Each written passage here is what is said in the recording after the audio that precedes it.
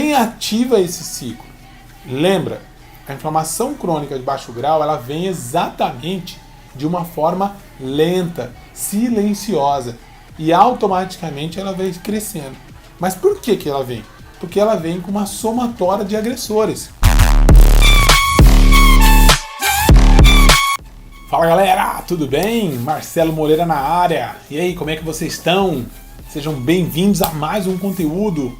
Nós estamos destrinchando o conteúdo sobre inflamação crônica, inflamação de baixo grau, inflamação que você tem, muitas vezes gerando uma síndrome metabólica. E isso está na sua clínica. Se você não está conhecendo, se você não conhece esse conteúdo, se você não consegue reconhecer os seus pacientes que têm, se você não consegue entender por que as dores do seu paciente ficam migrando e você fica trabalhando que nem uma pipoca, uma hora no joelho, outra hora no ombro, outra hora no quadril, outra hora na coluna, vem comigo que esse conteúdo vai abrir sua cabeça, vai tirar você da caixinha e você vai entender de uma forma extremamente diferente e eficaz como tudo funciona, para poder mudar, primeiro, o seu olhar, segundo, a sua ação terapêutica e os seus resultados. E aí você consegue o quê? Mudar o seu dia a dia. Você começa a transbordar.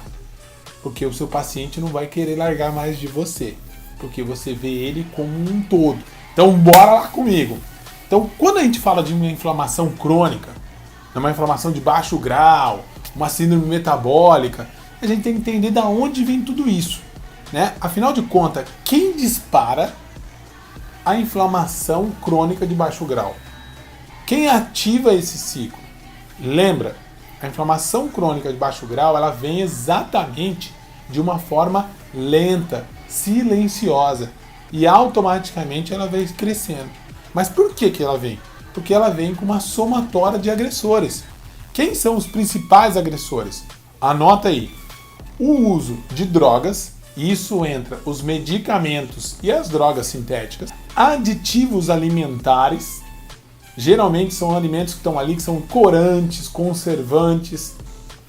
Depois, pesticidas, herbicidas e fungicidas, que está guardado aí dentro dos seus vegetais e seus legumes. Se você quiser saber mais sobre isso, eu vou te dar uma dica. Chama um livro que chama Autoimune, uma médica que nasceu e cresceu na fazenda e automaticamente sempre se alimentava de alimentos vegetais, crucíferos, etc. E ela teve doença autoimune. E ela foi ver aonde que estava o problema?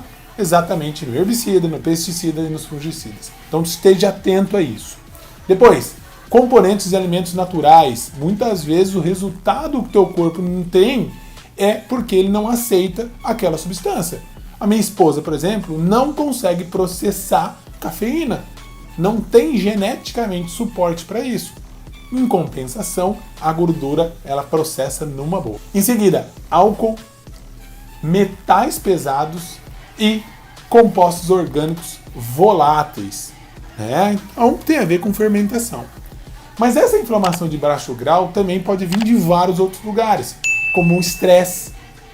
Esse estresse que vem de uma maneira emocional, um medo constante, uma insegurança constante, uma sensação de insatisfação, uma sensação que não consegue, uma sensação que não é capaz, que fica ali te rodeando diariamente.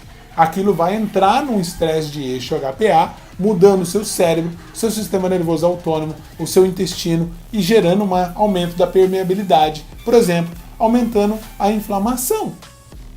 Além disso, nós temos a dieta, os pacientes que já estão instalados mesmo pela obesidade, as ligações das células do intestino, uma síndrome de intestino irritável e as consequências, a própria obesidade, o diabetes mellitus, o câncer, a depressão, a disfunção cardiovascular, tudo isso vai estar muito interligado, estourando de uma forma clínica através de dores articulares, por exemplo. Então, todas essas toxinas, essas substâncias que o corpo absorve no dia a dia, elas são processadas na maioria das suas partes pelo fígado, por uma substância dentro da parte dele, que é a fase 1, chama P450.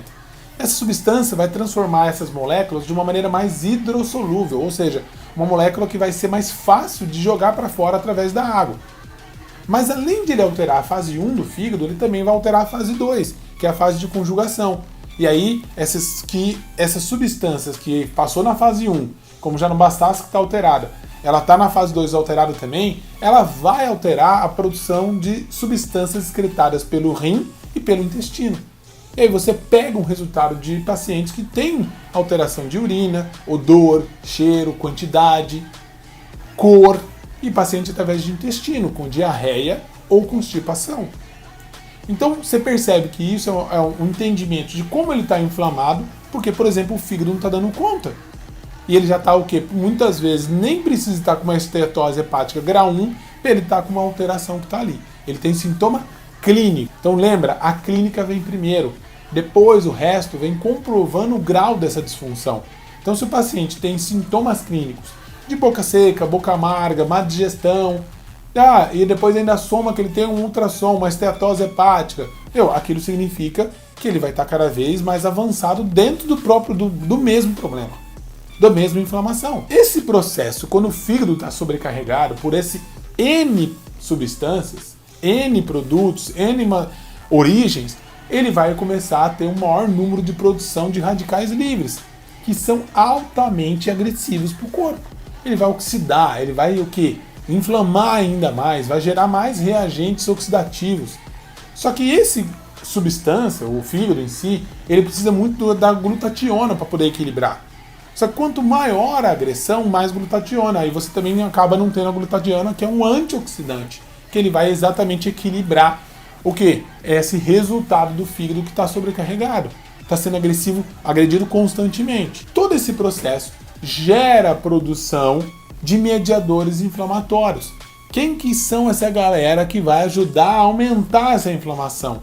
Então, há uma sobrecarga e aquilo não dá conta, começa a gerar os mediadores inflamatórios. Então, quem são eles? Anota aí. Produtos oriundos exatamente da família de ácidos graxos do complexo do ômega 6. E exatamente é ele que vai gerar o ácido araquinóide. E o que esse cara tem a ver, Marcelo? É exatamente a gordura, onde é feito muitas substâncias como hormônio e moléculas de defesa. E automaticamente, por exemplo, quando você tem a degradação do ácido araquinóide, é ele que vai liberar a prostaglandina e os leucotrienos. Olha ali, tem tudo a ver com o sistema de defesa. Agora, imagina você tendo gordura de má qualidade, um ômega 9, gordura oxidada. Qual é o tipo de molécula de defesa, de moléculas que vão ajudar na inflamação, que vão poder equilibrar o corpo? Não tem matéria-prima de boa qualidade para gerar uma célula de boa qualidade. E você desequilibra. Mas além disso, também é produzido citoquinas e substâncias liberáveis pelos próprios mastócitos. E isso tudo vai estar gerando um ciclo. Então vamos lá. Ativou os mastócitos, liberou citocinas, liberou histaminas e liberou exatamente lipídios, leucotrienos e prostaglandinas. 3 substâncias. Então resume aqui comigo. Histamina, citocinas e lipídios, leucotrieno e prostaglandina. O que esses caras vão fazer? A histamina todo mundo conhece que é o quê? Uma substância que vai gerar aumento da permeabilidade vascular e também contração dos músculos. E isso gera uma hipertonia, uma irritação. Já vai pegando isso.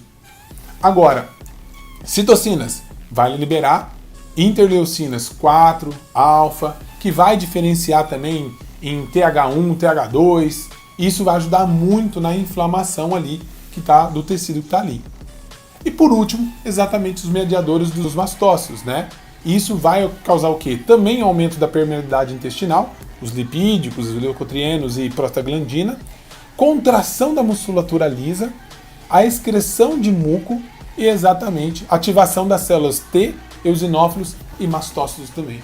Então percebe o ciclo. Em resumo, histamina vai agir na parte de inflamação. E se ela está com uma inflamação crônica, digamos que você está alérgico de uma maneira constante, isso vai agredir teu corpo. Depois, contração da musculatura lisa. Toda parte do sistema nervoso autônomo vai estar o quê? Inerva a musculatura lisa, então você vai ter disfunção do sistema nervoso autônomo. Vai ajudar, vai trabalhar na inflamação tissular. Agora imagina tudo isso de uma maneira constante, além da produção do próprio muco, avisando o seu corpo que ele não está bem. Por isso que quando você come alguma coisa, e você já come tem um aumento da produção do muco, é exatamente a parede das vísceras, nesse caso do sistema gastrointestinal, avisando que teu corpo já não está bem, que teu corpo não se deu bem com aquela substância.